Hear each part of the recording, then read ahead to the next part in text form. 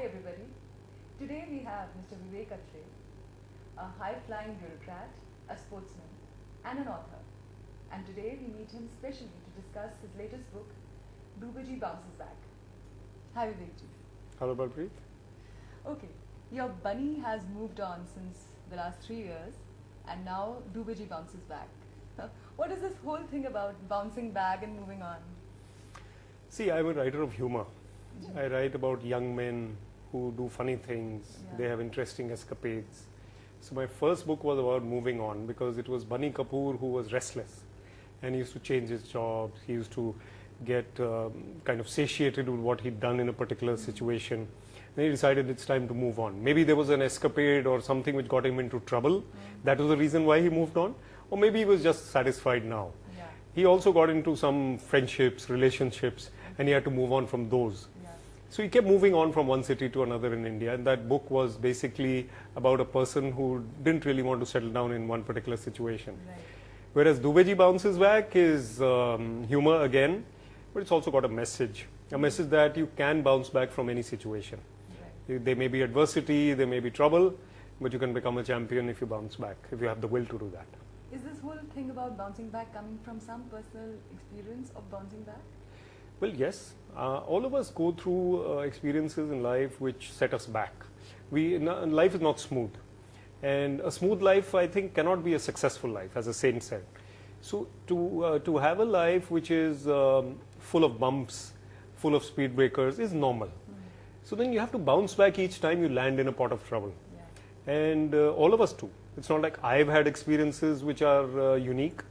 All of us land into situations which, trouble us, bother us, even leave us sleepless for times. But the ability to find that resolve, that inner strength, maybe due to family and friends or maybe your own willpower, and then bounce back and then come up trumps, and then maybe get ready for another setback from which you have to again bounce back. So that is what matters. I'm going to come back to this one, but before that, how does it feel to be a published writer, and what kind of feedback are you getting for your latest book, as well as the feedback that you've been getting all these years since your first book also? Yeah, actually I started writing articles before I wrote my first book, and I was very happy to see them published in the papers, and there were dozens of them, even maybe 100 of them. So then after that I thought, these 500 word, 1000 words pieces, they weren't really satisfying me to that extent. So I attempted to write Move On Bunny when I started it. It was a bit of a difficult process. It took me about 6 to 8 months. When it came out and it was accepted and it was published, and finally when I saw it in my hand, that thrill to be a published author, the first and most important thrill is to have the book in your hand. Yeah. Something which you've been working on for months and which is now a finished product. So that joy, I think, can only be compared to having a baby and then having that child in your hands. Do you have that feeling that when you hold your hard copy, the book in your hands, and when you when you leaf through your pages, do your words sometimes surprise you? They do. When I read myself, I often, sometimes of course you remember exactly what you've written, and at times you say, oh, did I write this? And you are amused at your own writing at times. So I guess that's a good sign, because you don't feel bored while reading yourself. If you get bored reading yourself, that means you haven't done a great job. So maybe Dubeji Bounces Back, for example, I would love to read it at one sitting sometime. But at the moment I'm very busy with the book launch and the promotion and stuff like that. So I will read it again. Right. Between your first book and your second one, what changes have you noticed in the writer that you are? And how many changes of those are conscious? Yes. So Move On Bunny was published 3 years ago. And it was my first book. It was, I think it was reasonably well written. But as a story, I was not able to write a full-length novel at that time, I feel. It was my first book. I wrote 6 episodes of Bunny Kapoor's life. It was episodical. So it was like after having written one episode, I felt that now I have to close it somehow and then go on to the next one. So that was one feature of that book. Whereas when I started writing a full-length novel, I attempted Dubeji Bounces Back. Maybe in the interim period I had evolved, or maybe I had matured, because I'd written Move On Bunny already. I'd been writing other things in the meantime. So I came to this book and I found that I can maintain that flow for hundreds of pages. Oh, great. So I found that I did not need to close a particular episode so quickly, and it flowed into the next one. So Move On Bunny was episodical. Dubeji Bounces Back is one story from end to end, and 230 pages of it, it just I think flows from one to the other. Yeah. And I did not get the feeling at any point of time that I'm running out of words or running out of ideas. It was Dubeji's life told in one story, and I think the reading of it, people tell me, is similar. Yeah. So it's seamless. Right. You mentioned in your preface that Raghav Dubey is the most interesting person that you've ever met. What do you think makes him so interesting, and how much of him surprised you also? I mean, of course, as you write, the character begins to grow his own limbs. Exactly. So, tell us about that. Yeah, very interesting question. Actually, when you fathom a character, you obviously know a bit about him. You think about him for days. An author would think about his main protagonist for months before attempting to write. Right.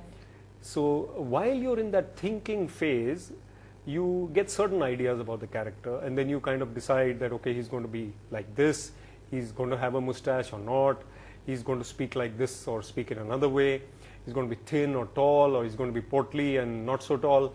So these things you think of. You think of whether he's a short-tempered guy, a humorous chap, or is he restless, or is he calm. These things also you think. But yet, when you write, and you write page after page about the same person, you cannot have thought of everything beforehand. Yeah. So you get to know your own protagonist, and you start writing, you find that yes, this is going well with this guy, and this is not. Right. So then when you write a few, let's say about 80 to 100 pages, you get to know your own hero much better. And while you're in the middle of the book, Yeah. you know him as a friend. Right. And then the rest of the book is probably, it's like you're perfectly in command and control, and you know that now he's established as a personality which is of this type, and he's going to react to situations like this, and by the end of the book, he's proven himself to be whatever he was set out to be. Okay.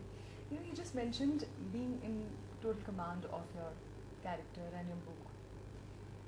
I've often heard writers sometimes say that a situation because when you start, you have a broad outline of the story, I believe.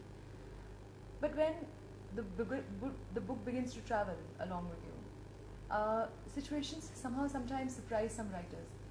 The story takes a turn, and characters also defy the writer and find their own faces. Does it happen with you? It will happen, I guess, in subsequent books more and more. Okay. What happens is that when you start writing, now I write about young Indian men at the moment. So the surprises are limited to young Indian men and their quirks. Whereas if maybe after 2 or 3 books or 5 books that I've written, if I branch out into writing about, let's say, an old woman, let's say a Chinese old woman or a German old lady, then I would probably find more surprises in store for myself as I discover that personality. Even now, you're very right, there are situations where you create those situations, and then you have to decide how this character is going to react to them. So you do at times surprise. I did in this book as well, surprise myself to an extent, but not always. So it was a bit of both. I was in control, and yet I was surprised at times, but I was not totally surprised. Okay. You mentioned Chinese or a German woman. Are you trying to say that the characters who are not very close to us, as in the physical space, I mean the people we don't know, like Raghav Dubey is a Mumbaiker. You have not really lived in Bombay. So do you mean that when these are strangers coming from different places, that's why they are there's a space open for changes? Yes. In fact, not only physically, but the environment in which we live, the kind of work we do, the kind of people we meet.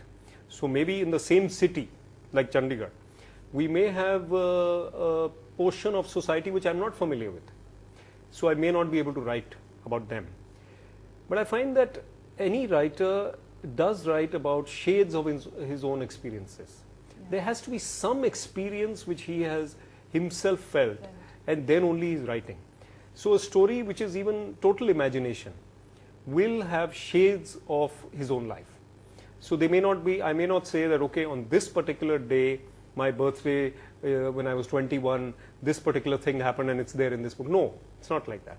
But there are shades which come in of my own experiences, my own environment, people I met on the train, people I met in office or at work or at play. And therefore, the book I write has some amount of familiarity. Now, Bombay I've traveled. He works for a bank, so banks I know because I'm a customer, I've been interacting with bankers. So in this book, because it's a humorous book, I do not go into great detail about any particular situation. So if I write in great detail about a banker from Bombay, I would probably need more situations, more ideas. But here I have enough information and enough ideas to cope, and I think to do reasonably well in writing about a banker from Mumbai. Okay. The character being a Mumbaiker, does it have a direct relationship with the possibility of finding a publisher or writing a book which would appeal to the general mass? That too. In fact, I was thinking that time, where should I base him? And somehow banking and Mumbai, you know, the financial capital, that went together. And then he's actually a Dubey from UP who went to Mumbai with his family and probably was born in Mumbai, though I don't say where he was born.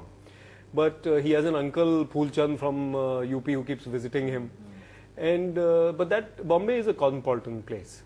So as cosmopolitan as it gets. So you could have people from all over the world or country there.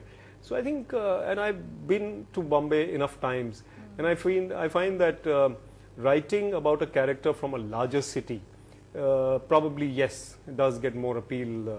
That also matters. Okay. You are a very active, very busy bureaucrat. You are a sportsman, and then you are a practitioner of yoga. I mean, your day is really full. So where and how does the writer in you find his space, and how consciously, how much do you really have to fight for it? This is an excellent question because everyone has to fight for what he wants to do. You know, when you love something, you'll find time for it. So if I have to do my homework when I was in school, I didn't really love it, so I would put it off till the last minute, right? Or not do it and get a scolding the next day. But if I want to watch the television, I'll do it first as a child. So if I want to write a book, the moment I come back from work, I will find some way to get down to writing. I will avoid, let's say, a dinner which was to take place, I have to go somewhere, I would avoid that. I would avoid watching a show which would be second priority for me. So you have to sacrifice somewhere. But having said that, being a busy person and being a writer, it is difficult. Because there are writers and great writers who get down to writing at 9:30 in the morning and would write till 1:30. They probably have a nap in the afternoon and then write a couple of hours in the evening. Lucky souls. Absolutely. Ian Fleming, when he wrote James Bond, so he was said to be on holiday in Jamaica while writing. And he was living a James Bond kind of lifestyle. So he would have all his fun and drinks and stuff and whatever. And then he would write a bit. And then he would go to the bar and maybe meet a lady friend. And then he'd come back and he would write more stuff. So, you know, it's like if you're a busy person, but yet you love something, you will find time for it. Yes, if you're writing at the end of the day and you are tired and stressed, you may not write as well as you would if you were fresh. But if you have to write a book, you have to write all the same. The good thing is that if you just get down to writing, even if you come up with something which is just 70% of the level which you wanted, the next time you can always edit it. You can always sit on a Sunday morning when you're fresh and edit all that and make it better. But the work has to be done. And if you love something, you do it despite being busy. Okay, when you are writing, consciously, I mean when you sit down to write, now what I've noticed in your books is that there is a very strong flavor of tongue-in-cheek flavor, and you are there seems to be a, some sort of an existence of a lightness of being. You seem to have a light attitude towards life, which is throughout the books. To be able to write like this, in this kind of a flavor, do you have to stay consciously in a certain space of mind, in a certain frame of mind, and do you have to work at it? Is it difficult? It is difficult. To write humorous books is something which is extremely difficult. Just you can judge this by the fact that it's so rare. Yeah. Very few books are humorous, if you look at it. And people who write humor are few and far between. P.G. Wodehouse was the greatest humorist, and he had a very comfortable life, so maybe he was in that state of mind that he could write that. Though he went through some turbulence and then he shifted to the US, but still he wrote great stuff. But I'll answer your tongue-in-cheek part first. You see, I started writing these middles which were about society. And I got into this habit of writing in a tongue-in-cheek style. So at the railway station, at a seminar, or the view from the stage, or relatives visiting from abroad, situations like that, they call for tongue-in-cheek stuff. So my style developed. I think I have a style which is a little witty and humorous. It comes naturally to me. But the other part of your question, being in that frame of mind all the time, it is difficult.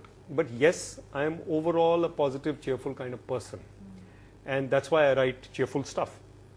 I do not really like to even go and watch a film which makes me feel, gloomy.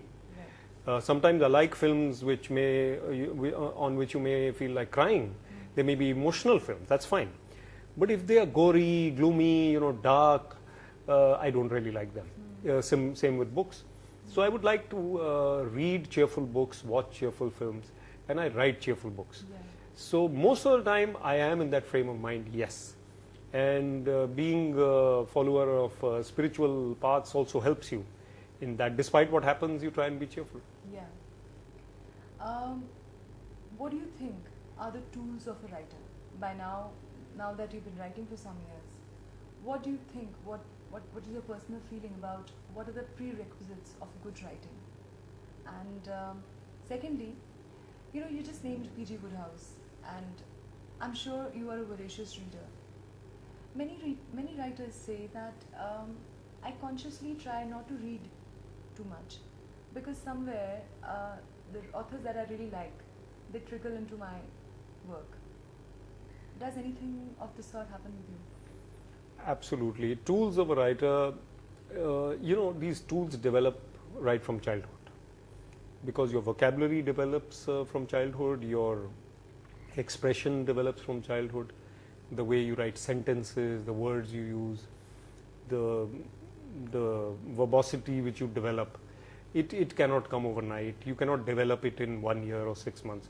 So yes, that equipment comes inside your mind right from day one when you're born and schooling, college, whatever. And you mature, it improves. So these develop over the period, and then with experience, because you're writing now, I have been writing for a few years, so now I know what to do, how to use them, which words to use, etc. I would, for example, not read while I'm writing.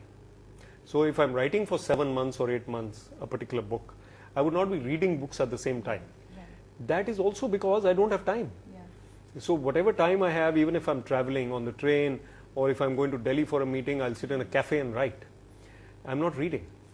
So it also helps because if you're reading, yes, that book or those books will have some influence on your mind and maybe on your style.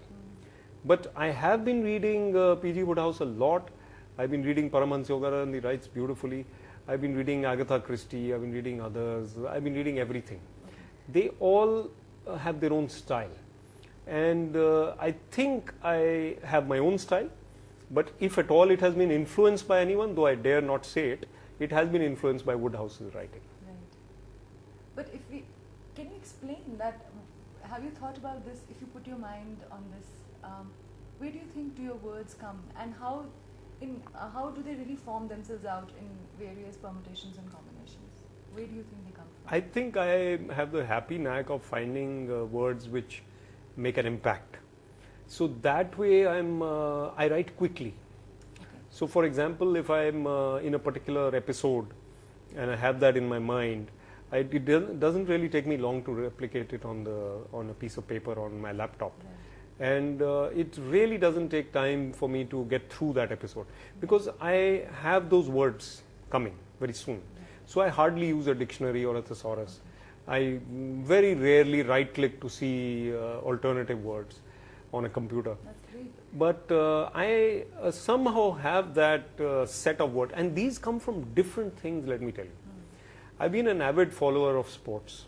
I've read a lot of sports. Let me tell you, a lot of vocabulary comes from sports. Yes, it Even has bouncing very back comes from interesting sports. vocabulary. Yes, Yes. bouncing back. That's It right. comes from sports when Yeah. teams bounce back.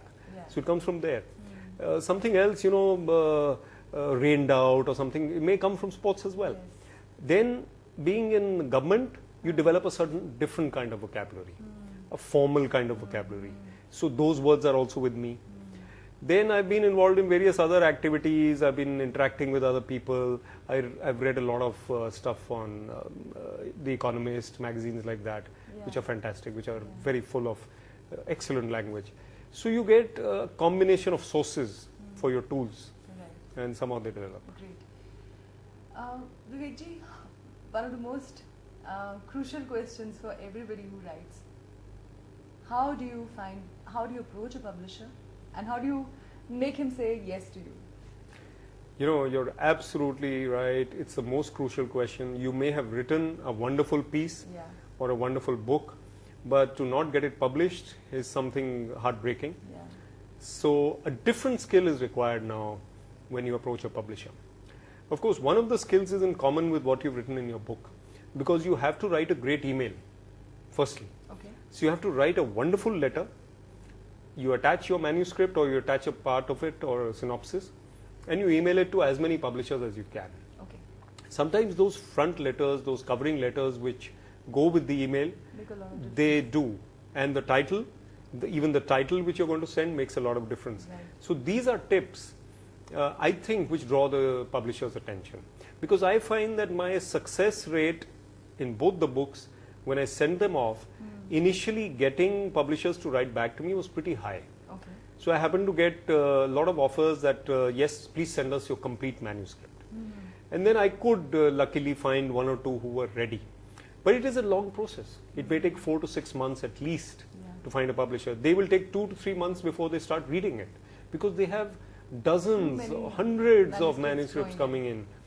And these publishers, they really may not be looking at your kind of book. They may be particular publisher may be writing or publishing dark novels, murder kinds of novels, crime. So he doesn't want humor, and you have to find that publisher who's willing to take that chance or Yeah. publish. Yeah. So finding a publisher is a process these days, which is an online process. Right. You're not going to meet publishers in Delhi or Bombay and give your card and say, this is my manuscript. No, that doesn't work. So most of it is done online.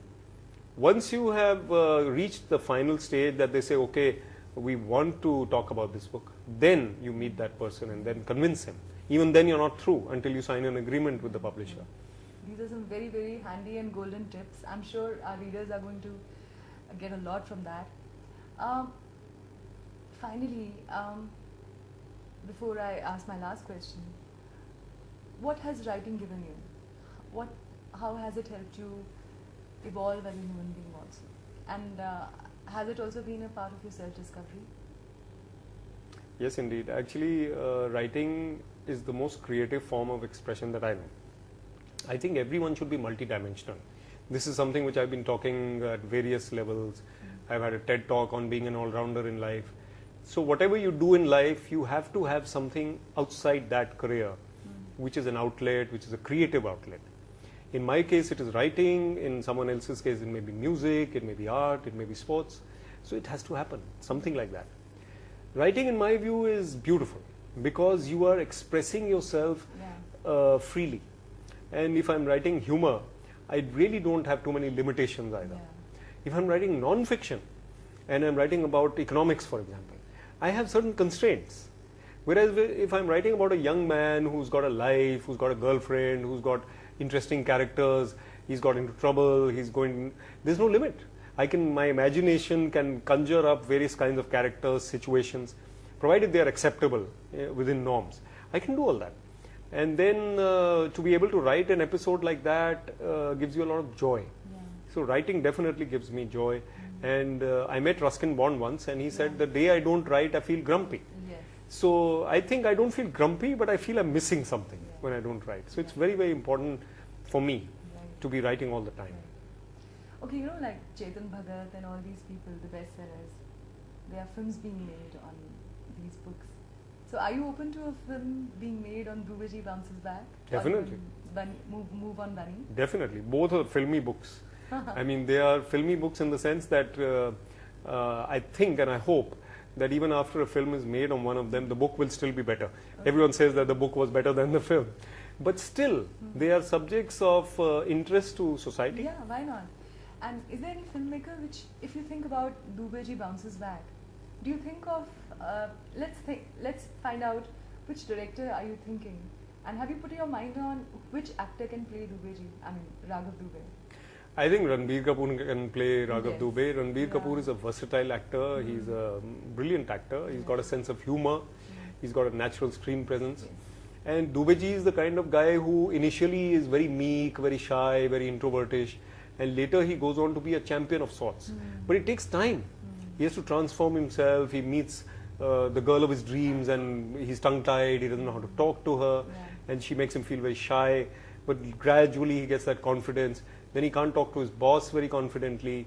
Then outsiders. But then he becomes that man whom he wants to be, and then he starts helping others in life. And he gets into a situation, bounces back again. So I think someone like Ranbir Kapoor maybe. Yeah, it sounds like a very feel-good film. Yes, And it that's is. what sells a lot. And Yeah. everybody wants to watch a feel-good film. Absolutely. So I'm sure some directors are sitting and watching this and they are game for this. Okay, finally, what next? Next, more writing. Maybe not exactly the same. Yeah. So maybe I will branch out into some American gentleman, or maybe a grey-haired Indian lady, Yeah. maybe a different genre of fiction. But I love writing fiction, and I love writing humor. So even if I write a romantic love story, I would have a lot of humor in it. I may have more romance and less humor, but still humor will be intact. So I would love to write that. But maybe also non-fiction at time, at one point of life, but not yet. Still non-fiction. So this is an open canvas, and I really wish you success. We really wish that you find your wings and fly free. Thank you, Balpreet. Wonderful interview. Thank you, Thank same you to very you. much. And okay, so this is Vivek Atre. While his Dubeji bounces back, we are waiting to find what he's bringing up next. Here's to great reading, writing, and flying free.